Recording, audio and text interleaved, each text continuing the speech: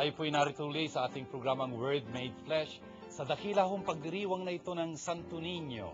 Isa hong napaka-importanting kapistahan sa ating kalendaryo dito sa Pilipinas. Isa hong kapistahan na kaugnay po ng ugat ng ating pagiging mga Kristiyano dito sa ating bansa. Dahil po ang Santo Niño ay talaga nagmumula pa doon sa umpisang-umpisa nung nagdatingan po ang mga Kastila na nagdala sa atin ng pananampalatayang Katoliko. Kaya po, itong kapisahang ito ay napakaganda at talagang makahulugan. Isa hong debosyon ito na talagang laganap na laganap sa buong Pilipinas.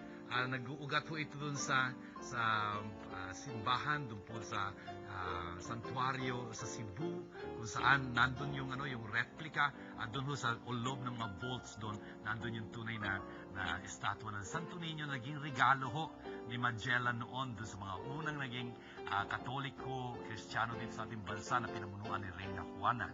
Isa hong kapistahan ito talaga sa mga tuwid na malaking hamon para sa atin. Ang ninyo po na nandito sa harapan natin, ninyo, ibig sabihin child, sanggol, bata. Bata instead of sanggol. Yun hong Santo Niño yun, makikita natin, lalaki siya. Pagka nangangaral na siya, ganap na siyang tao, lalaking ganoon. Pagka namatay sa krus, ayun, talagang ganap na yung pagkatao niyang ganyan. So, mga ito, ang itong kapisang ito ay isang hamon sa atin na talagang lumago. Kaya binabati ko po kayong lahat na nagsusubaybay sa ating palatuntunan ito, sa mga kayong naroon, dito man sa Pilipinas o abroad. Kayo po mga kaparian, mga reliyoso at reliyosa, mga diakono, seminarista, mga katikisa, nagpapalagalan ng salita ng Diyos. Kayo po mga magulang, mga anak, mga kasambahay, lalo na yung mga may karamdaman sa inyo. Sana po'y datnang kayo ng pagpapala ng Panginoon sa pamamagitan ng ating palatuntunang Word Made Flesh. At shalom ho sa inyo lahat.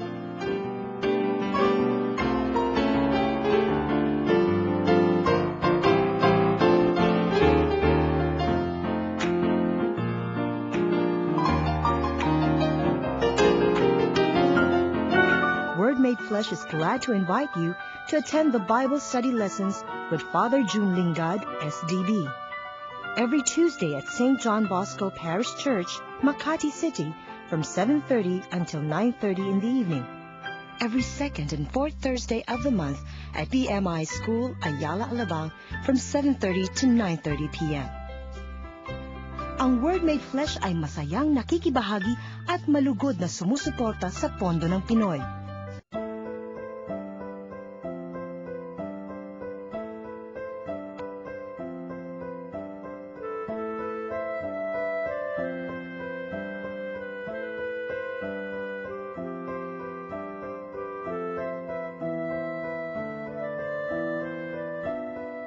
Nahawi na ang dilim sa bayang malaon ng namimighati. Sa mga nakaraang araw, inilagay niya sa kahihiyan ang lupain ng Zabulon at ang lupain ng Neftali. Ngunit sa panahong darating, dadakilain niya ang lupain ito mula sa dagat Mediteraneo hanggang sa ibayo ng Jordan, ang Galilea ng mga hentil. Nakatanaw ng isang malaking liwanag ang bayang malaon ng nasa kadiliman. Namanaag na ang liwanag sa mga taong namumuhay sa lupaing balot ng dilim. Iyong pinasigla ang kanilang pagdiriwang, dinagdagan mo ang kanilang tuwa, tulad ng mga tao sa panahon ng anihan, tulad ng mga taong naghahati ng nasamsam na kayamanan. Nilupig mo ang bansang umalipin sa iyong bayan, tulad ng pagkalupig sa hukbo ng Madian. Binali mo ang panghambalos ng mga tagapagpahirap sa kanila, sapagkat ang panyapak ng mga mandirigma, ang lahat ng kasuotang tigmak sa dugo ay susunugin, sapagkat ipinanganganak ang isang sanggol na lalaki at siya ang mamamahala sa atin. Siya ang kahanga-hangang tagapayo, ang makapangyarihang Diyos, walang hanggang Ama, ang prinsipe ng kapayapaan. Dito po sa ating katangi-tanging pagdiriwang ng Santo Niño, isa pong kapistahan itong katangi-tangi para sa Pilipinas. No po? Hindi naman ito sineselebrate sa ibang mga lugar sa araw na ito po. Pero dito sa Pilipinas, ito po ang Santo Niño. Ang una natin pagbasa ay hango kay Isaías chapter 9 verses 1 to 6. Ano ba itong background nitong ating pagbasang ito? Sa kapanahon ng huyoon, ang mga Israelita ho na nandun sa Northern Kingdom, siguro matandaan nyo, nung nag-ahari si Haring David, si Haring Solomon, iisa lang ho yung kanilang kaharian. Malaki ho yun, pinalawak pa nga David. Pero pagkatapos ni Solomon ho, mahahati ho yung kaharian ng Israel na yan. Yung kaharian sa Hilaga, the Northern Kingdom will be Kingdom of Israel. Tapos yung Southern Kingdom, the Kingdom of Judah. Mahahati ho yun. At ang nangyari ho, yung Northern Kingdom, tinatalsik ho sila, in-exile sila, during the times of the Assyrians. Kaya ho, malungkot na malungkot. Ang dilim-dilim ng kanilang kinalulugmukan noon. Kaya nga ho, doon sa sitwasyong huyong yon na sirang-sira ang kanilang kalooban, wasak na wasak ang pag-asang ganyan, ito ho yung pahayag ni Propeta Isaías sa chapter 9 nga. The people who walked in darkness have seen a great light. Yung mga taong yun na naglalakad sa kadiliman ay nakakita ng dakilang liwanag. Upon those who dwell in the land of the gloom, a light has shone. Talaga namang nandun sila sa lupain yun ang pagkakatapon sa kanila, malayong-malayo mula sa Israel, pero ganun pa man, sumilay doon ang liwanag. Kung kaya nga, you have brought them abundant joy and great rejoicing as they rejoice before you at the harvest. Yung nga ho dahil doon talagang naging malaki yung sigla ng mga taong yon na bagamat pinatapon silang napakalayo sa Israel, parang nakalimutan nila silang Panginoon, hindi ho, nagliwanag uli doon ng Panginoon, kaya puspos sila ng ligaya. Brothers and sisters, itong mga pagbasang ito ay talagang nakita ni Mateo, sa chapter 4 ho ni Mateo, nakita niya na talaga nagkatotoo itong hulang ito ni Propeta Isaías 700 years afterwards sa pamamagitan ni Jesus. Kasi nung malapit na mangaral si Jesus, nag-uumpisa niya mangaral doon sa Galilea, talaga namang yung mga tao doon nakakita ng malaking liwanag si Jesus ngayon. Nasasabihin kay Saint John chapter 8 verse 12, ako ang liwanag ng sanlibutan, And so dumarating yung liwanag na yon. Binabasa ho natin to kasi kapistahan ho ito ni Santo Niño. Lalo na ho pagka dumating tayo sa verse 5. Sa verse 5, kung saan sinasabi niya dito na a child has been given to us, son has been given to us, a child is born to us. Tingnan nyo, isinilang sa atin ang isang sanggol, ang isang anak ang binigay sa atin. Sa kanyang balikat, naroon ang paghahari, sabi niya ganyan. Brothers and sisters, ito ho yung Santo Niño, na isinilang para sa ninyo ho, ibig sabihin child, the Holy Child. Ito hong child na ito, itong batang lalaking ito, ay sinilang para sa atin, binigyan tayo ng isang anak na talaga naman nagdadala ng kanyang kapangyarihan. Usually yung Santo Niño ho, may hawak siyang hindi ba? Scepter. Yung parang a little rod. Yung rod mo yun ay sagisag ng kapangyarihan. Yung rod na yon. Kaya nga, his dominion, yung kanyang paghahari. Ang tatawag sa kanya, Wonder Counselor, God Hero, Father Forever, Prince of Peace. Brothers and sisters, yung mga taguring yun na itatawag sa son na ito, itong child na ito, ay mga taguriho ng mga ninuno nitong son na ito. For example, the Counselor is Solomon, the Hero is David, Father Forever, pinangako kay David yun, and Prince of Peace, Solomon uli. Slomo, Shalom, it means peace. Yun nga ho yun ang itataguri sa batang ito. Brothers and sisters, kung tutusin, totoo ho ito tungkol kay Jesus. Siya ho ang talaga nating dakilang tagapagpayo. Siya ho ang ating Diyos na talagang tagapagtanggol natin. Siya ay ating Ama. Sanggol siya, pero siya ang ating Ama magpakailanman. At siya ang prinsipe ng kapayapaan, the Prince of Peace. That's very true. At mula dun sa kanyang, sa throne of David and over his kingdom, he confirms and sustains by judgment and justice. Ang Santo Niño ito ay talagang mayroong kapangyarihang angkin at yung kanyang paghahari ho magpakailanman, now and forever. At talagang doon sa kanyang paghahari yun, magkakaroon ng pagpapasya at katarungan. Yun ho yung paghahari ng Santo Niñong ito. Kung tutuusin ho, itong mga description ito ay pareho noong ating ginunita nung nagtapos ho yung nakaraang taon ng Eklesiya with the Feast of Christ the King. Ganon-ganon ho ito. Talagang may kapangyarihan siya. Ang kanyang kaharian ay kaharian ng katarungan. Nagpapasalamat ho tayo na pinagdiriwang natin itong kapisang ito ng Santo Niño na nagpapaalala ho sa atin ng napakaraming bagay tungkol sa ninyong ito, kay Jesus ho na sanggol na ito. Maganda hong makita natin na pinagkakatotoo ho kay Jesus ang lahat ng mga hula ng mga propeta. Brothers and sisters, yun ho ang isang bagay tungkol kay Jesus. Lahat ho ng mga inihula sa lumang tipan ay talagang pinagkatotoo sa Kanya. Imposible ho yung mangyari kung hindi pinangyari ng Diyos mismo. I mean, for prophecies to be fulfilled in just one person is, probability-wise impossible. Pero with God, nothing is impossible. Talagang yung mga inihula niyang iyon ay pinagkatotoo niya sa kanyang anak, ang Santo Niño.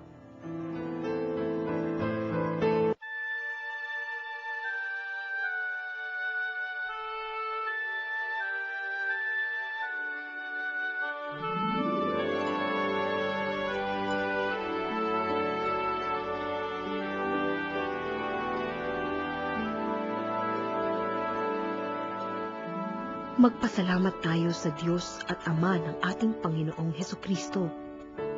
Pinagkalooban niya tayo ng lahat ng pagpapalang espiritual dahil sa ating pakikipag-isa kay Kristo. At sa ating ng pakikipag-isang ito, hinirang na niya tayo bago pa nilikha ang sanlibutan upang maging banal at walang kapintasan sa harapan niya. Dahil sa pag-ibig ng Diyos, tayo'y kanyang itinalaga upang maging mga anak niya sa pamamagitan ni Hesukristo. Iyan ang kanyang layunin at kalooban. Purihin natin siya dahil sa kanyang kahanga-hangang pagkalinga sa atin sa pamamagitan ng kanyang minamahal na anak. Kaya nga, mula nang mabalitaan ko ang tungkol sa inyong pananalig sa Panginoong Hesus at ang inyong pag-ibig sa lahat ng hinirang, walang humpay ang pasasalamat ko sa Diyos para sa inyo. Inaalaala ko kayo sa aking pananalangin at hinihiling sa Diyos ng ating Panginoong Hesukristo, ang dakilang Ama, na pagkalooban niya kayo ng espiritu ng karunungan at ng tunay na pagkakilala sa Kanya. Naway liwanagan ng Diyos ang inyong mga isip upang malaman ninyo ang ating inaasahan sa Kanyang pagkatawag sa atin. Ito'y ang kaluwalhatiang inilaan niya sa kanyang mga hinirang. Dito po sa ikalawang pagbasa natin, tayo po'y nakikinig kay San Pablo sa kanyang dakilang sulat sa mga taga-Efeso, kung saan talaga nagpupuri siya sa Diyos. Blessed be the God and Father of our Lord Jesus Christ. Talagang pinapupurihan niya, pinagpapala niya ang Diyos at Ama ng ating Panginoong Jesucristo. Bakit? Kasi siya ang nagpala sa atin kay Kristo ng lahat ng pagpapalang pangkaluluwa. Every spiritual blessing in the heavens were given to us. Brothers and sisters, napaka-dakilang bagay nitong binabanggit sa atin. Sa pamamagitan ho ni Jesus, tayo'y pinagpala ng Diyos at ang dami-dami hong pagpapalang pinaulan niya sa atin. At dito ho binabanggit ni San Pablo yung pagpapalang binigay niya sa atin, sa pamamagitan ni Jesus. Ang unang-una ho doon ay He chose us. Talagang pinili niya tayo. Mula pa nang lalangin ang sanlibutan, ang mundong ito. Brothers and sisters, can you understand that? Bago pa ho nilalang ng Diyos ang lahat, pinili niya tayo. Wow! I mean, we were always in God's mind kung tutuusin ho. Bakit niya tayo pinili? Anong layunin niya? To be holy and without blemish before Him. Yun ang layunin niya kung bakit niya tayo pinili. Upang tayo maangat mula sa makasalanan, makalupa, makamundo. Yun ang ibig sabihin ng holy. At mapalapit sa kanyang tuluyan at tuloy walang bahid sa kanyang harapan. Yun ang layunin niya.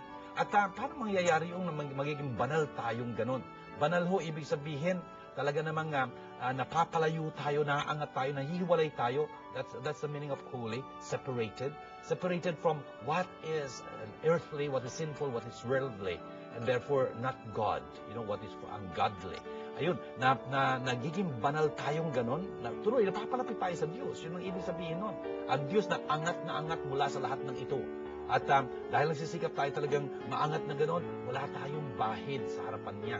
Hindi lang yun, talagang pinili ng Diyos tayo. Yung isang pagpapalang binigay sa atin ng Diyos ay yun, sa verse 2. He destined us, He destined us to, not verse 2, kundi verse 5. He destined us for adoption to Himself through Jesus Christ.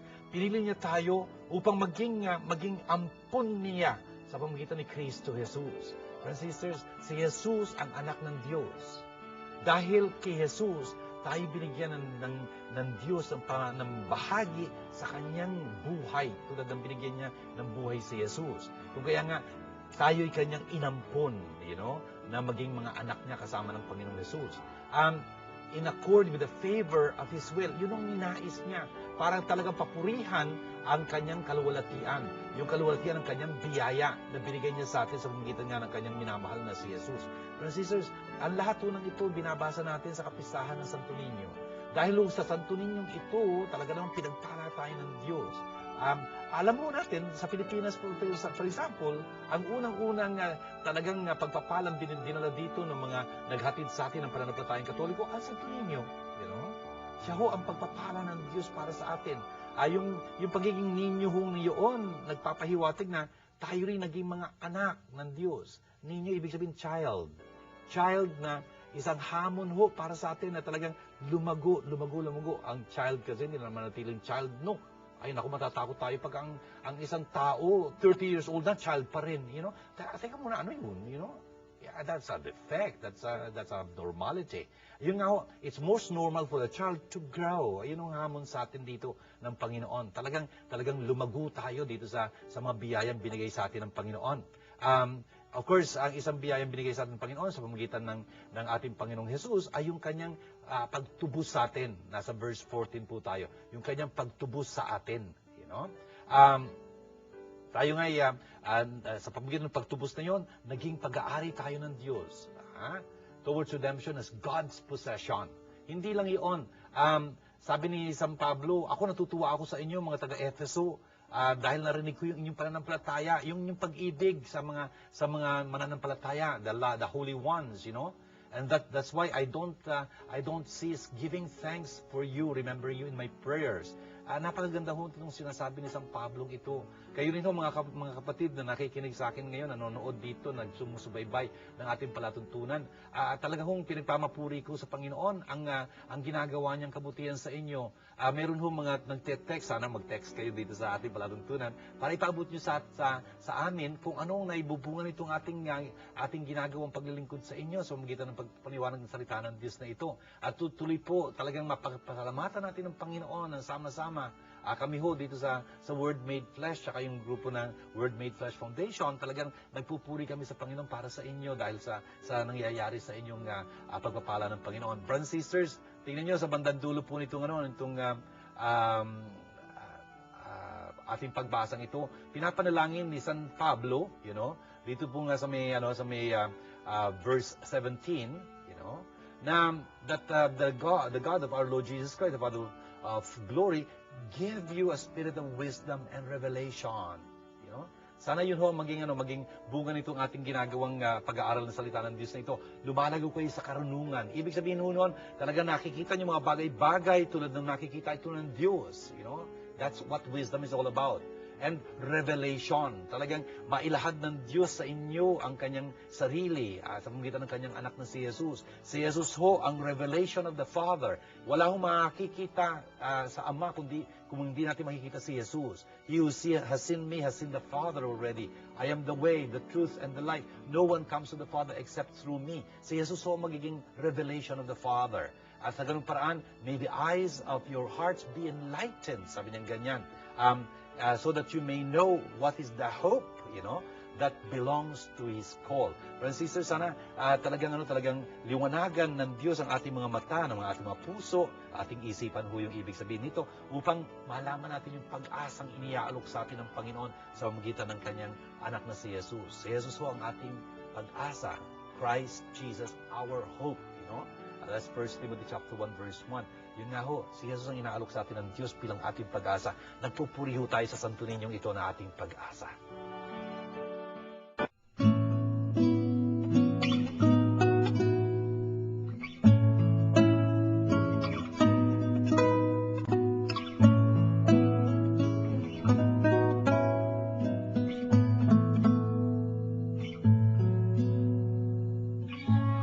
Sumainyo ang Panginoon. Ang maganda balita ng Panginoon ayon kay San Lucas.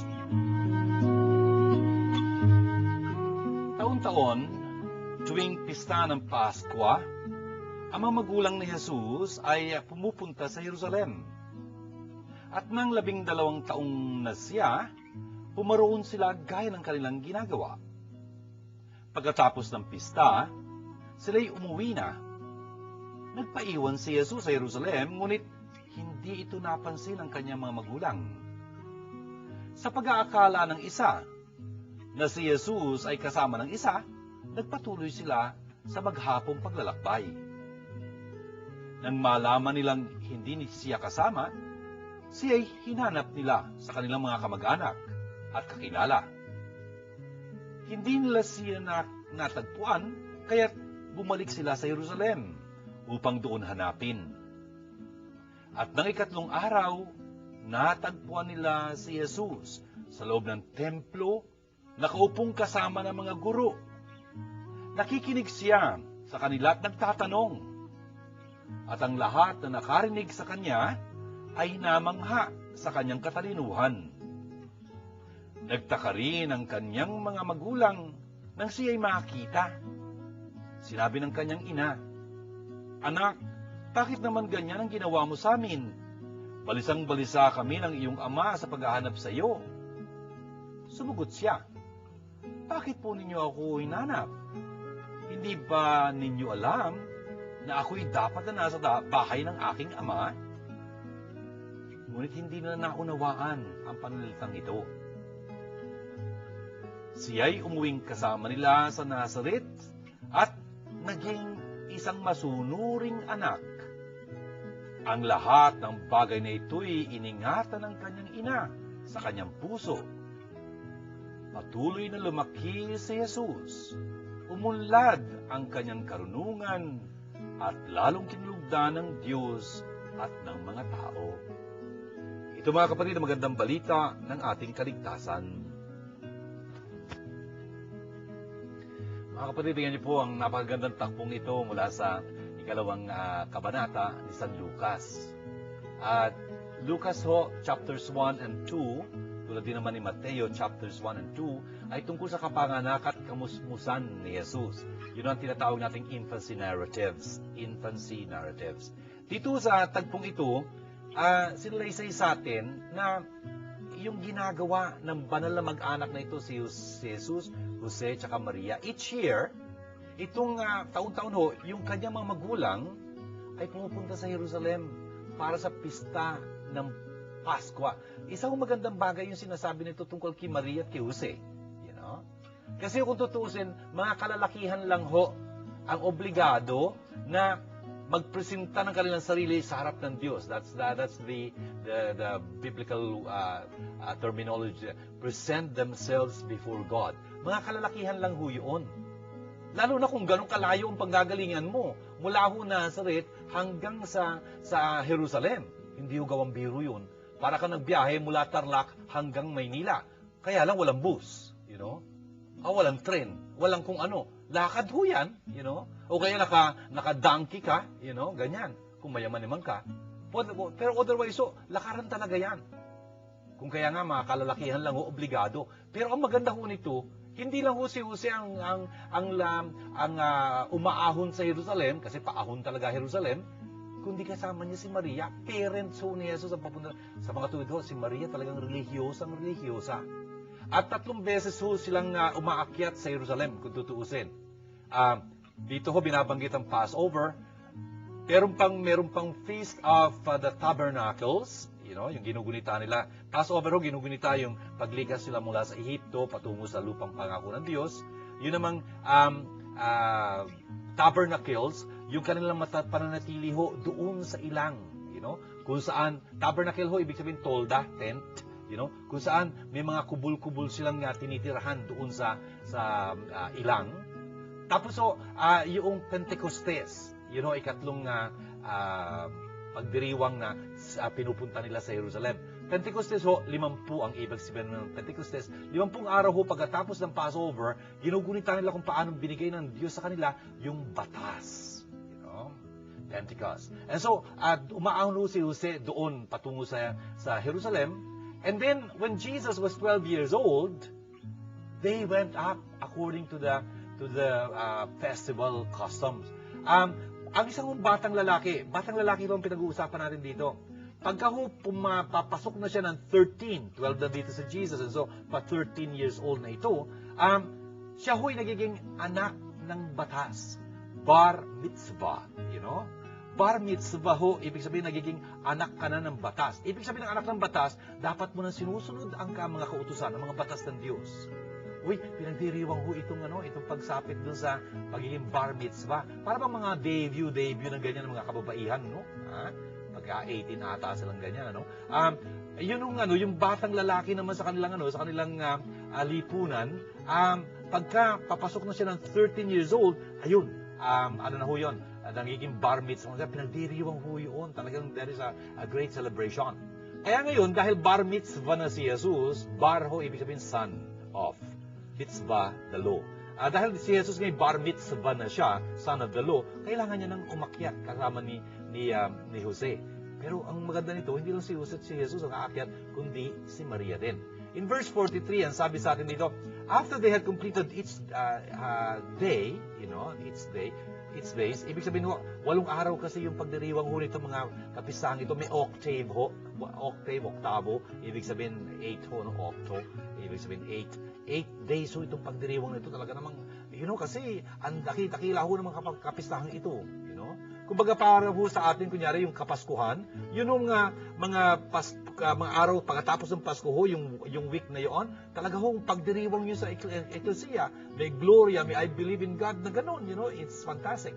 The same ho, pagkatapos ng Pasko na muling pagkabuhay, the Easter week, nako, talaga ho, parang you can't get over it. Parang ganyan ba? You like to bask in the rays of God's grace. Parang ganyan. Napaganda ho nun. Anyway, and so after the days were completed, they were returning, going back to Nazareth. Mula ho Jerusalem, papauwi na ho sila, patungo parang Tarlac ho, malayo yun, no? And so ang paglalakad nila doon by caravans, yung kababaihan, kalalakihan. Magkahiwalay ho silang ganyan. Para yung huntahan nila, mga chispis-chispisan, ganyan, chika-chika, something like that. Anyway, the point is, yung bata na si Jesus, nagpaiwan pala sa Jerusalem, na hindi nila namalayan.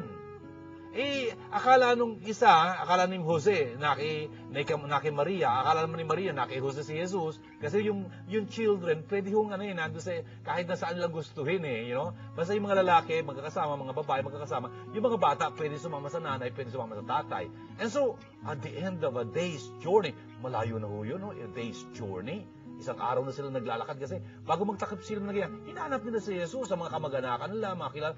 Wala si Jesus. Grabe, wala si Jesus. Kaya anong ginawa nila? Balik sa Jerusalem ulit. Balik sa Jerusalem. Hindi ho gawang biro yung bumalik sa Jerusalem. Paahon ho yun. Hindi pa sulong. Paahon. Madali na nga yung pababa sila ganyan. Ito ho, balik na naman paakyat. Anyway, and the point is they start looking. And after 3 days, 3 days means to say a short time, a short time, 3 araw lang yan, hindi 7 araw, 7 araw, masyado mahaba yan, And 3 days. Ano nangyari? They found Jesus in the temple. Nakaupo siya kasama ng mga guru doon, ng mga rabbi. Nakikinig sa kanila at nagtatanong siya ng mga katanungan. Parang talagang very inquisitive itong Jesus na ito, Bata lang ho siya, maliit, ha?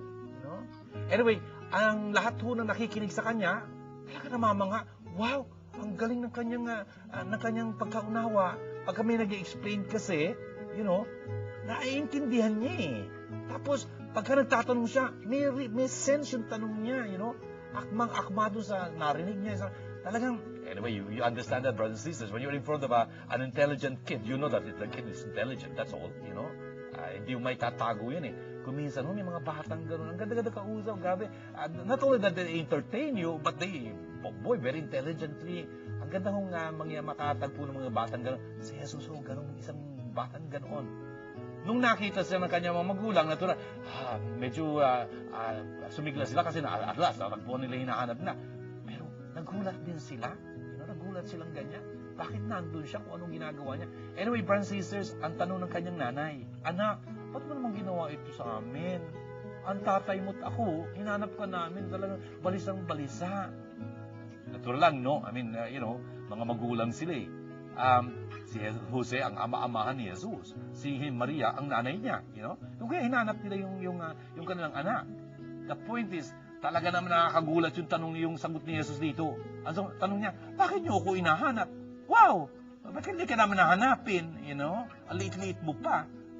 Tapos ang kasunod pa nun, did you not know I must be in my Father's house? Siguro ang gulat ni Jose doon, kung dapat nasa tahanan ka ng tatay mo, ako ama-amahan mo, dapat nasa Nazareth ka, no? Brothers and sisters, medyo nakakagulat yung sinabi dito ni Jesus. Kaya naman, ano sabi sa verse 50? They did not understand what He said to them. They did not understand what He said to them. Brothers and sisters, ang dami hong nilalaman itong verse 49 na ito. Why were you looking for me? Did you not know I must be in my Father's house? Brothers and sisters, pagka nagbabasa ho tayo ng Biblia, dapat ho, iniintindi natin, hindi lang yung sinasabi, kundi yung ding pinapatungkol ng sinasabi. Yung reference ho, yung implication ho ng sinasabi. Tingnan nyo dito, nasaan ba sina Jesus dito nung kausap siya ng nanay niya? Nasa templo. Okay. Ano ba yung templo? Bahay ng Diyos. Natural, alam natin yun, yung mga simbahan natin, bahay ng Diyos yan. Pagka sinabi ho ni Jesus, hindi niyo ba alam na dapat nasa tahanan ako ng aking ama? Wow! Inaangkin niya sa makatuwid na ang Diyos kanyang ama. I think naiintindihan niyo yun, no? Inaangkin niya na ang Diyos na may may-ari ng templong yun, ng tahanang yun, ay kanyang ama. Kung ang Diyos ay kanyang ama, siya ay anak ng Diyos. Francis, yun ho yung implication dito. Jesus did not say it in so many words, but that's exactly what He means. I am the Son of God. Yun ho yung ibig sabihin dito. Kasi inaangkin niya na ang Diyos na may-ari ng tahanan kinaroroonan nila yung templo ay kanyang ama. Sa mga siyang anak, Of course, hindi ho madaling sakyan yun kung tutuusin. Yun hindi nila naintindihan. Brothers and sisters, itong verse 15 ito, maganda ho ibig sabihin ito sa atin. Tingnan nyo, hindi ho lagi natin maintindihan ang salita ng Diyos. Really, it's not that simple. We will not always understand God's word. But please understand, when we don't understand, we're in good company. We're in the company of Mary, we're in the company of Jesus. They did not understand. Kaya lang ang maganda nito, makikita na ho natin sa verse 51 nito, sasabihin sa atin, He went down with them and came to Nazareth and was obedient to them. At tingnan nyo kung ano yung reaction ni Mary dito. Hindi niya naintindihan ang salitang binitiwan ni Jesus, di ba? What did Mary do? His mother, Mary, kept all these things in her heart. Ayun ho ang dapat maging attitude natin. Hindi porke hindi mo naintindihan ang salita ng Diyos, ayoko na. Hindi ganun. Dapat kimkimin mo yun sa iyong puso. At ang Diyos ho'y matapat. Ipapaunawa at papaunawa niya yun sa atin. Really. One thing about the Bible is, the more you read about it, the more you understand that. The Bible tends to explain itself, Pero kung hindi mo naintindihan itong passage na ito, nag-give up ka na, hindi mo nga talaga maintindihan yan, The point is, like Mary, dapat tularan natin si Maria, hindi nga niya naintindihan lahat, pero yun ang ginawa niya. She kept all these things in her heart. Talagang kinimkim niya lahat ng mga bagay nito sa kanyang puso. Yung puso ho dito, sa kanyang isipan, ang ibig sabihin no? Talagang pinagbulay-bulay niya yun, pinaglimi-limi niya yun sa kanyang isipan, hanggang pagdating ng araw, maintindihan niya, God will reveal all those things to her. Yun ang dapat natin gawin. Magpursige ho tayo sa pag-aaral natin ng salita ng Diyos. Hindi ho madali, Alam ho natin, yung mga tao nagsasabi, Father, pag binasa ko ang Biblia, talaga naiintindihan ko agad. Congratulations, ewan ko, that's very extraordinary. Father, nililiwanagon ako ng Espiritu Santo. Siya nawa, I hope so, Pero tandaan natin, ang Espiritu Santo hindi konsentidor ng tamad, Ibig sabihin nun, talaga dapat pag-aralan niya. Kasi kung minsan, hindi yung maintindihan niya. Napakasimple ng binabasa natin, pero siguro naintindihan natin yung lingwahe, pero hindi yung ibig sabihin. Unfortunately, Kasi in order to understand everything here, you got to have a background, These things have happened, long time ago. Hindi natin naintindihan yung lingwaheng yung kututusin. Kinimkim niya sa kanyang puso. Anong kinimkim sa kanyang puso? Puso ho, dito sa Ebanghelyong ito ni Mateo, dahil Hudyo siya, ang ibig kong sabihin, yung isipan niya, And so, Mary kept all these things, pondering them in her mind. Ang ibig sabihin sa atin dito puso, pero alam natin puso is mind, Heart kasi is the seat of thoughts for them. Ano yung seat of thoughts para sa atin? Hindi isip, And so, what happened to Jesus here? Verse 52, Jesus advanced in wisdom and age and favor. Tatlo ho yung bagay na yun, Umunlad si Jesus sa karunungan, sa edad, at sa pagiging kalugod-lugod sa harap ng Diyos at ng mga tao. Beautiful. Friends and sisters, tingnan binabasa po natin itong Ebanghelyong ito iisip-isipan natin. Kasi yung pinagdiriwang natin ng Santo Niño. Yung ninyo ho, sabi ko sa inyo, child yun. The most natural thing about a child is it grows. It should grow. May problema pag hindi nag-grow ang child. Pinapadoktor mo kagad yung ba't ganito, hindi na siya bumibigat, hindi na siya lumalaki, hindi na siya. Anong problema? Yun, baka merong nga pinoproblema, baka masolusyon pa yun kung maagapan. Something like that. Yes, a child must grow. And parents are in charge of a child to help him grow. Yun ang karangalan ng mga magulang. Talagang subaybayan, tustusan, talagang kalingain yung mga anak upang lumaki sila. Lumaki sa ano? Uy, brothers and sisters, hindi lang lumaki katawan, no? Kundi yung kanilang isipan din. Maging puspos sila ng karunungan. Karunungan ho, hindi ibig sabihin dunong. Karunungan ho, wisdom, hindi knowledge lang, hindi information. Hindi porket yung bata nasa harapan ng computer, nasa harapan ng television, ang dami-dami niya ng alam. Ask him if he can handle it. Kaya litong-lito yung bata kung ano ginagawa niya. Ang daming kabulustagon nangyayari tuloy. Hindi niya kasi nahahandle yun. If the parents don't pay attention, the child will know many things before he should know all those things. Kaya hindi niya makayanan yun, nagwala. Anyway, friends and sisters, hindi yung dunong lang o information lang, wisdom ang pinag-uusapan dito. Ibig sabihin, yung kakayanan na handog ng Diyos ito na makita, mapahalagan, talagang ma-appreciate, evaluate things as God sees, evaluates them. Matututunan lang ho yun sa pamagitan ng salita ng Diyos. Kung yung mga magulang talagang aarugain nila yung mga anak nila, tinuturuan sila ng salita ng Diyos. Brothers and sisters, kaya nga ho nandito si Father June para sa inyong mga magulang upang matutunan yung salita ng Diyos, maipasa nyo tuloy sa inyong mga anak. Importante ho yun. Dapat lumago ang mga anak tulad ng si Jesus ay lumago sa karunungan. Karunungan ho na nag-uugat ho sa takot sa Diyos.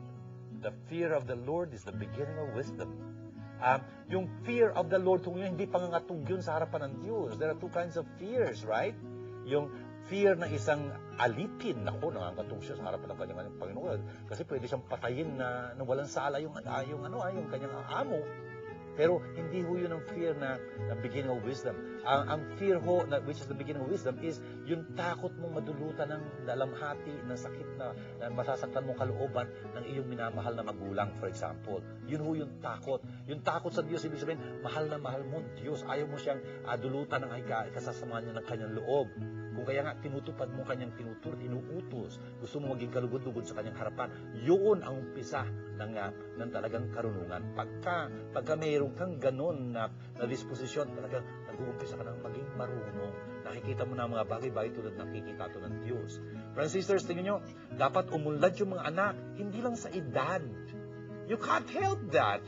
Talaga nalalagas ang mga araw at panahon sa mga araw, mga linggo, mga taon sa tangkay ng panahon, sabi lang ganyan, really it's like that. Pero ang importante ho dito yung talagang you are becoming stronger, in your relationship with God, in your relationship with your people. Hindi nga ho dapat kalugdang ka ng Diyos at ng tao. Importante ho yun. He grew in favor before God and men.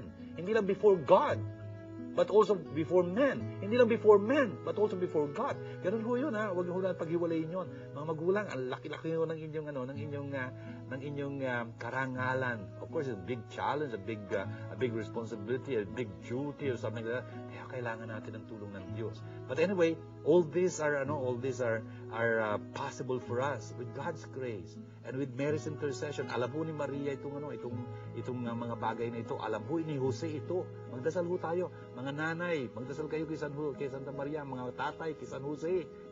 Talagang tulungan natin ang ating mga anak. Tularan si Jesus, ang Santo Niño.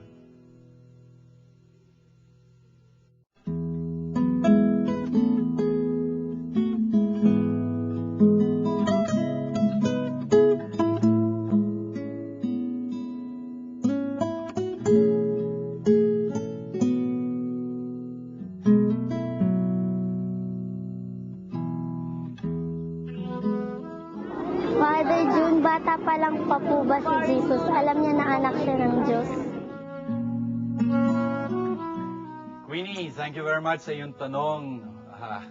Bata pa lang po ba si Jesus? Alam niya ng anak siya ng Diyos. Wow, terrific, no? Please understand. Bata yung kausap po dito. Paano ba ito?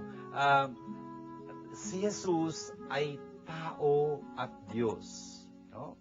Yun ang pananampalataya natin mga Katoliko, tayo mga Kristiyano. Para sa atin, si Jesus ay taong totoo at Diyos namang totoo. No? Bilang batang, ibig sabihin bilang tao, bata pa lang, of course, alam niya lang yung alam ng isang bata. Ano ba alam ng bata? Siguro may konti siyang alam, pero hindi niya pa alam ang lahat. Kaya nga dapat lumaki siya, dapat mag-aral siya, dapat turuan siya, dapat akayin siya, gabayan siya, bigyan siya ng halimbawa o something like that.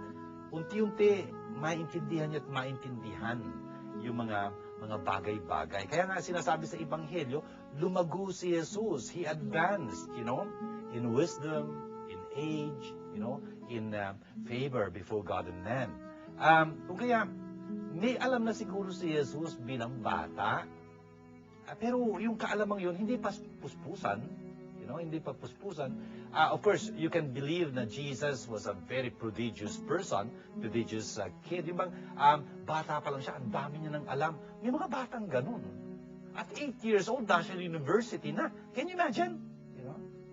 Ginagawa na po yung mga problema, so solving na ng mga university, beyond college guys, minamanin niya lang yung ang dali-dali para sa kanya, small kids, for example, who can play the piano, yung mga sonata, yung mga beautiful, how do you say, obra maestra, ganyan, no? Yung mga very beautiful compositions of, ang dali-daling ganyan, Yun nga, may mga gifted children like that. And you can believe Jesus was a gifted child, Pero, alam niya na ba na anak siya ng Diyos? That's a beautiful thing. I suppose he had an inkling into that. Pero, dapat lumago pa yun. Kasi, dito pinag-usapan natin yung bata, anak ng Diyos. Hindi madaling bagay yun. Hindi madaling maintindihan. Yung mga matatanda nga, hindi naintindihan masyado kung ano ibig sabihin ng anak ng Diyos, si Jesus pa kaya, na bata pa lang. Siguro, meron siyang kaalaman tungkol doon. Pero one thing sure, hindi pa pwedeng maging ganap na ganap yun. Bakit? Bata pa siya. Bilang Diyos, alam na alam niya yun. Kaya lang, hindi naman bilang Diyos pinag-usapan natin, kundi si Jesus bilang bata. Di ba? Kung kaya, tulad mo, alam mo, siguro anak ka ng Diyos, pero habang lumalaki ka, habang naiintindihan mo ang banal na kasulatan, habang natututuruan ka, natututong ganyan, ay talagang mas magiging mas malalim yung iyong kaalaman tungkol sa pagiging anak mo ng Diyos. And I think you will enjoy it all the more pagka ganun. Father June, sino po ang nagturo kay Jesus na magsulat? Hi, Carissa. Thank you for your question. Tanong mo, sino po ba nagturo kay Jesus na magsulat? Wow. Alam natin na ang mga magulang ni Jesus, si Maria na kanyang tunay na ina, si Jose na kanyang ama-amahan, ay laging kapiling ni Jesus sa kanyang kamusmusan.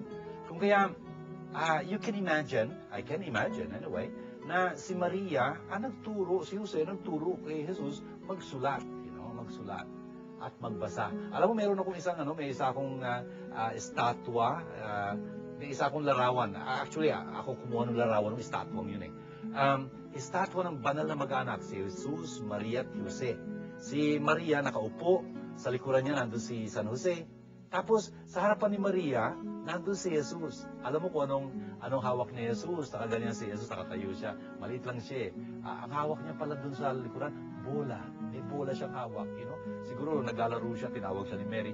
Tapos, ayun, ginuguyod ni Maria yung kanyang kamay dun sa aklat. Wala naman sila ibang aklat kundi ang Biblia, As you can imagine, kung paano tinuturuan ni Mary na magbasa si Jesus, you can imagine na siya rin nagturo kay Jesus na magsulat kung kailangan niya matutunang isulat, Pero sisters, siguro ganon. Natutuwa ako doon sa mga tanong ng mga batang ito. Unfortunately, hindi natin pwedeng masagot lahat, Biro mo, tinatanong sa akin, for example, Father, inaaway din ba si Jesus nung bata siya ng kanyang mga kalaro? Grabe. Ewan ko ba, meron pang ibang mga tanong doon na naglalaro din po ba si Jesus nung bata siya? You bet. Si Jesus ay normal na batang maliit. Nung maliit pa siya. Kung kaya, anong ginagawa ng mga batang maliit? May pinaglalaro sila. Natural lang yun, Kasi maraming matutunan pagka naglalaro. You can imagine Jesus playing. By the way, hindi ko nakikwento sa inyo dito sa pagkakataon to, pero I can tell you some stories that are told, not in the Gospels, hindi din sa mga Gospels, not in the 4 Gospels, kundi doon sa mga apocryphal Gospels. Alam niyo, may magandang mga story doon, nakapagtataka ako minsan.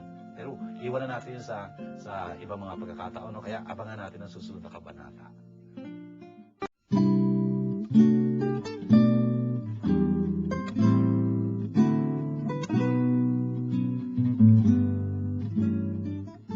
Dito po sa dakilang kapisang ito ng Santo Niño, ang dami-dami po nating natutunan po. Sa unang pagbasang narinig natin mula kay Isaías, pinakita roon na talagang yung kadiliman, yung kalungkutan talagang pinawi noong pagdating ng liwanag na iyon, na nakikita kong nagkakatotoo kay Jesus. Siya ang liwanag ng sanlibutan, yung sasabihin niya. At talagang dumarating siya, kung kaya naman talagang ang dalay niya ay galak, talagang ligaya doon sa mga taong tumatanggap sa kanya. Yun ho yung nasa unang pagbasa natin. At talagang itong sanggol na ito, itong child na to, child born to us, a son given to us, siya ho'y may mga katangian na ikinikwento sa atin ni Isaías dito. Mga katangian na talagang makikita natin totoo kay Jesus. Firstly, he will be wonder counselor. Talaga namang yung mga payo ni Jesus, kung diringgin lang natin yung mga tinuturo niya sa atin, naku, siguro hindi madali kaagad, sa biglang tingin parang hindi ka kapanipaniwala, pero pagka talagang pinag-isipan mo, karunungan talaga. After all, Jesus is the power and the wisdom of God. Hindi lang yun, He is God hero. So talagang siya ang tagapagtanggol natin. Namatay pa nga siya sa krus para iligtas tayo, Tapos, siya ang ating Father forever. Talagang siyang kumakalinga sa atin, yung papel ng Father, Talagang nagbibigay sa atin ng buhay. Tapos, hindi lang yun, siya ang prinsipe ng kapayapaan. He is the Prince of Peace. Talaga naman, Tapos yung ikalawang pagbasang narinig natin dito, talagang kasama tayo ni San Pablo na nagpupuri sa Diyos. at Ama ng ating Panginoong Jesucristo. Bakit? Pinagpala niya tayo ng katakot-takot, abot-abot ng mga pagpapala. Salamat kay Jesus, ang Santo Niño. You know? Kung kaya nga, talagang nagpapasalamat tayo sa Kanya, nagpupuri tayo sa Kanya, talagang pinagdiriwang natin itong Santo Niño ito. Tapos, doon sa Ebanghelyo, talaga namang nakita natin kung paanong itong si Jesus na ito talaga nakakagulat. You know? Ang liit-liit niya pa, namamanghala yung mga tao sa Kanya kasi ang runong-runong niya. Tapos talagang meron siyang karunungan na taglay. And of course, nawala siya. Sabi nga nawala siya. Kaya hinanap siya ng kanyang ina, ng kanyang ama-amahan. Brothers and sisters, kung gusto nating matagpuan si Jesus, sana alam natin kung saan natin siya matatagpuan, ha? Saan nga ba siya natagpuan ng kanyang ina at ng kanyang ama? Sa templo. Yun nga eh. Kung gusto nyo talagang matagpo si Jesus, of course, Jesus as God is everywhere, you know. But, Jesus is exactly, if you like to know where He is, in the tabernacle, you know, in the adoration chapel, in the church, you know. Kung gusto niyo siyang makatagpo, puntahan niyo siya doon, you know. I hope you understand that. And parents, especially, isa kong karangalan ninyo at talagang hamon para sa inyo na talagang tulungan yung mga anak ninyo lumago tulad ni Jesus. In wisdom, you know, in age, in favor before God and men. Ang ganda hong bagay nun. Tandaan nun natin itong pagdedebosyon sa Santo Niño. Ito ay isang debosyong laganap sa buong Pilipinas. Napakaganda ho noon. Ito ho'y isang debosyon na dapat magsilbi sa ating hamon. Really a challenge na tayo rin tulad ng Santo Niño, ng Child Jesus. Let's grow up. Noon na pinako sa krus si Kristo para mamatay sa atin, hindi na ho siya ninyo. Talagang ganap na ganap siyang tao, lalaking ganoon. Tayo rin ho dapat maging ganap. Our faith must grow to maturity. Maganda hong bagay na pag-usapan yun. A mature faith, you know. A mature faith, ibig kong just run down to you, how do you say, the characteristic of a mature faith, it is, first and foremost, personal. It is reasonable. It is committed. It is living and effective. And then, it is missionary. It's apostolic. It shares with others. Sana ho, ganun ang maging paglago natin. Tulad ng Santo Niño ay lumago, naging ganap.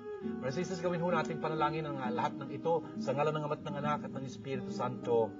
Amen. Abba, mapagmahal namin Diyos at Ama, salamat pong marami sa mga napaalala niyo sa amin sa dakilang kapisang ito ng Santo Niño. Sana po lahat kami ay matulad kay Jesus, ang ninyong lumaki at naging ganap. Ganap sa kanyang pagtupad sa inyong banal na kalooban, ganap sa kanyang pagmamahal sa inyo sa kanyang kapwa. Sana po kami din ay maging ganoon. Abba, tinataas po namin sa inyo lahat ng mga sumubaybay sa aming palatuntunan ito. Naway talagang pagpalain niyo ang bawat isa sa kanila sangayon sa kanilang mga pangailangan. Yung pong may mga karamdaman, yung may mga agam-agam, yung may mga suliranin, yung pong nalulumbay, namimigati, sana idampian niyo sila ng inyong biyaya. At lahat po ng mga kabataan, lalo na ipagpalain ninyo. Sana po lumago sila na may pagmamahal sa inyo, sa inyong salita, sa kanilang kapwa, sa eklesiya.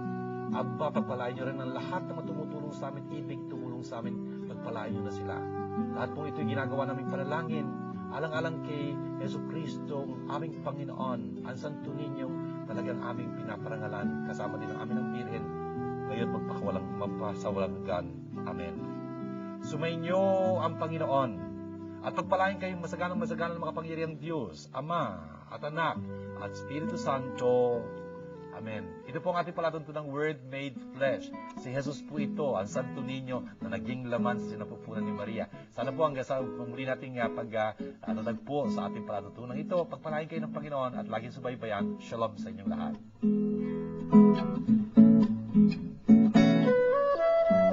Word Made Flesh Foundation is glad to announce that it's going to launch the 4th season CDs of the TV show on the occasion of its 3rd anniversary on January 31, 2007.